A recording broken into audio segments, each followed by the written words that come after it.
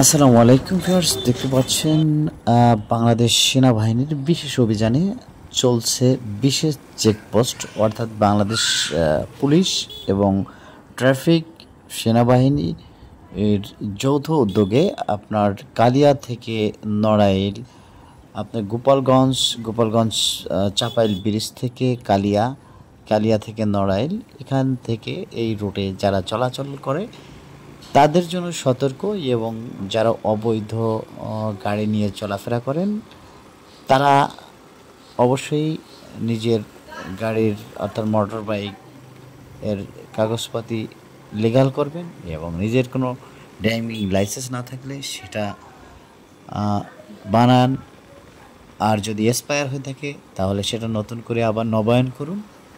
কারণ বর্তমানে প্রত্যেকটা এলাকায় এইভাবে বিশেষ অভিযান চলবে।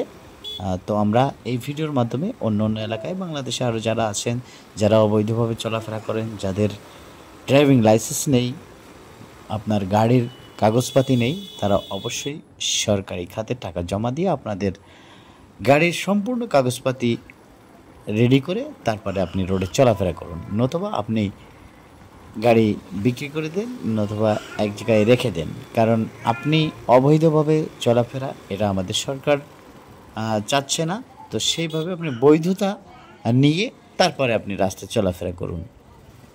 অবশ্যই স্যালুট জানাবেন, কারণ আমরাও স্যালুট জানাই বর্তমান সরকার এবং বাংলাদেশ সেনাবাহিনী। কারণ অবৈধ চলাফেরা, গাড়ি নিয়ে অবৈধভাবে চলাফেরা করলে যেরকম সকলের জন্য ক্ষতিকারক, ঠিক তেমনি যারা হেলমেট ব্যবহার করেন না, মোটর বাইক চালান, সাবধানে চলাফেরা করবেন।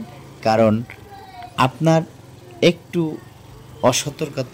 ভালো থাকবেন, সুস্থ থাকবেন। আল্লাহ হাফেজ। থ্যাংক ইউ সো মাচ সবাইকে।